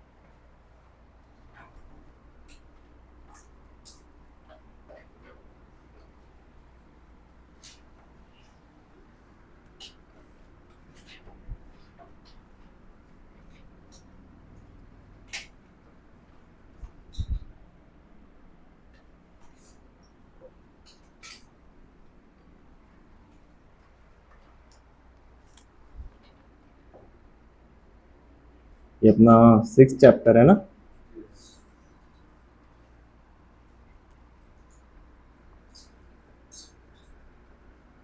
Sequence and series. यहाँ पर हमने सबसे पहले सीक्वेंस का डेफिनेशन देखा था,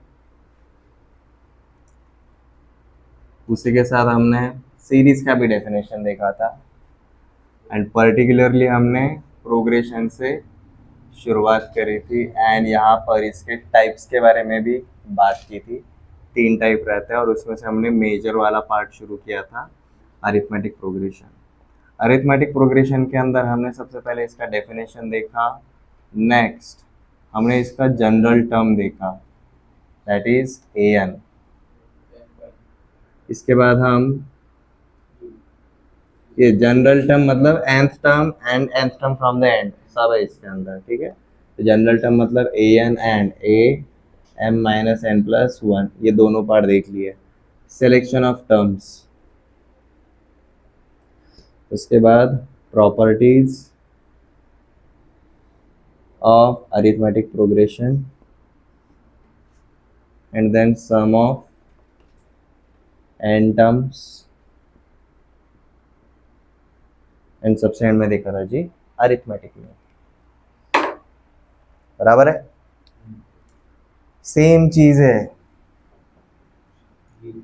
हम ज्योमेट्रिक प्रोग्रेशन के लिए गए, वहाँ पर हमने सबसे पहले देखा जी डेफिनेशन, उसके बाद हमने देखा जी जनरल टर्म्स, ये रहेगा जी हमारा nth term and nth term from the and.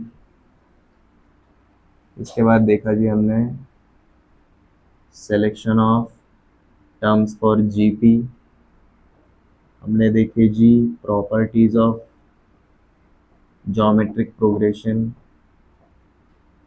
Next देखा जी हमने सम ऑफ एन टर्म्स, और यहाँ पर एक और चीज एक्स्ट्रा देखी, that is sum of infinite terms. ऐसे इन्फिनिटी भी देखा था जीपी में, एंड एंड में हमने देखा जी यहाँ पर ज्योमेट्रिक में। उसके बाद हमने शुरू किया जी हार्मोनिक प्रोग्रेशन। एचपी में कुछ ज़्यादा नहीं है, एक रहता है भाई डेफिनेशन, एक रहेगा जी हमारा जनरल टर्म, और उसके बाद हम सीधा गए थे जी हार्मोनिक मीन के ऊपर। एंड सबसे आखिर में ये रहेगा जी अरिथमेटिको ज्योमेट्रिक प्रोग्रेशन। इसका डेफिनेशन भी नहीं है एक्चुअली, हमने सीधा इसका जनरल टर्म देखा था and sum of N terms.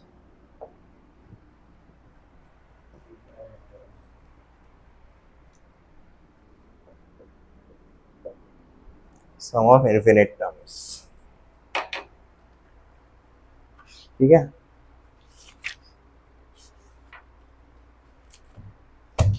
आपका सिर्फ एक सिंगल एक्सरसाइज रहेगा 11-12 के टेक्स्ट बुक में इससे रिलेटेड, ज़्यादा पूछा नहीं जाता एजीपी, ठीक है। आपको एपी और जीपी के जो मैथ्स क्वेश्चंस है वो एनडीए वाले जो टेक्स्ट बुक्स रहेंगे उनमें ही मिलेगा। आर डी शर्मा ट्राई करो, आर डी शर्मा में काफ़ी इंटरेस्टिंग रहता है। लाइक आपको जीपी वाला का एक एग्जाम्पल बताता हूँ, सॉल्व नहीं करेंगे, आप खुद से कर सकते हो। भी एक स्क्वायर है, ठीक है। अब ये जो स्क्वायर के जो साइड्स है, इनके जो मिड पॉइंट्स है, उनको कनेक्ट करके क्या बनेगा, एक और स्क्वायर बनेगा। फिर अंदर जो स्क्वायर बना है उनके जो साइड्स है, उसके जो मिड पॉइंट्स है, उसको कनेक्ट करेंगे तो और क्या बनेगा, एक और स्क्वायर बनेगा। ये आप करते जाओगे तो आपको पता चलेगा भाई ये तो कुशन का डिजाइन है, सोफे पे रखने वाले। सही बोला, बराबर है। क्वेश्चन ये है, लेंथ से जो अपना बड़ा वाला स्क्वायर है उसका साइड का लेंथ कितना है, 10 सेंटीमीटर। तो ये ऐसा अपन अंदर अंदर स्क्वायर के अंदर स्क्वायर, स्क्वायर के अंदर स्क्वायर, ये कहाँ तक जा रहा है, इन्फिनिटी तक जा रहा है, ठीक है। तो what is the sum of areas of all the squares, समझ में आ गया। ये कहाँ तक जाएगा आपका, ये एस इन्फिनिटी तक जाएगा। अब ये इन्फिनिटी तक क्यों पूछा जा सकता है, because R is less than 1। तो नेक्स्ट वाला एरिया रहेगा, मतलब अंदर वाला जो छोटा वाला स्क्वायर है उसका एरिया कंपेयर टू बाहर वाला जो स्क्वायर है उसके कंपेयर में छोटा हो रहा है, obviously common ratio is less than 1। आपको ये पूछा जा सकता है,